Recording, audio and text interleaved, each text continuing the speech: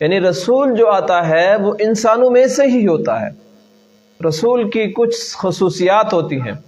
Number 1 کہ رسول ہمیشہ مرد ہوتا ہے، عورت کبھی بھی 1.25 لاکھ انبیاء کرام علیہ السلام میں سے کوئی عورت نبی بن کر نہیں آئی، مرد ہوگا۔ نمبر 2 انسانوں میں سے ہی ہوگا، انسانوں میں سے ہی ہوگا، کسی دوسری مخلوق کسی دوسری جنس سے نہیں آئے گا، فرشتوں سے، جنات سے، ان مخلوقات سے نہیں آئے گا۔ کیوں؟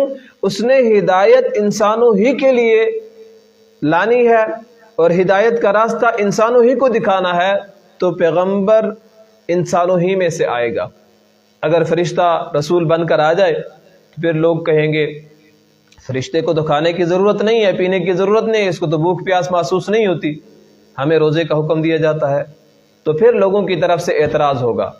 اور اگر وہ کہے کہ غم پہ صبر کرو، تکلیف پہ صبر کرو، تو پھر قوم کہے گی فرشتے کے تو اپنے غم ہوتے نہیں ہیں، فرشتے کی تو اپنی بیماری ہوتی نہیں ہے، فرشتے کی تو اپنی تکلیف ہوتی نہیں ہے، ہمیں کہتا ہے کہ صبر کرو۔ تو اس لیے اللہ تبارک و تعالیٰ نے فرمایا منکم، تمہیں میں سے میں نے رسول بھیجا ہے، تمہاری طرح کھاتا بھی ہے، تمہاری طرح پیتا بھی ہے، تمہاری طرح اس کی دنیاوی ضروریات بھی ہیں۔